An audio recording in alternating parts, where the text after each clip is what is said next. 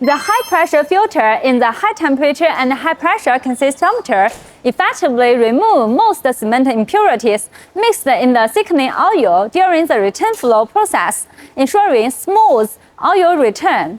However, routine cleaning of traditional filter elements is so cumbersome, and their installation or removal costs so much time and effort. Nithons high-temperature and high-pressure consistometer features an improved high-pressure filter design, allowing manual disassembly and quickly filter element cleaning or replacement. The main structure consists of the high-pressure filter housing, filter element, high-pressure filter core shaft, and rotary knob. The high-pressure filter element utilizes an O-ring and sporting ring for sealing, ensuring effective sealing performance and enhanced durability.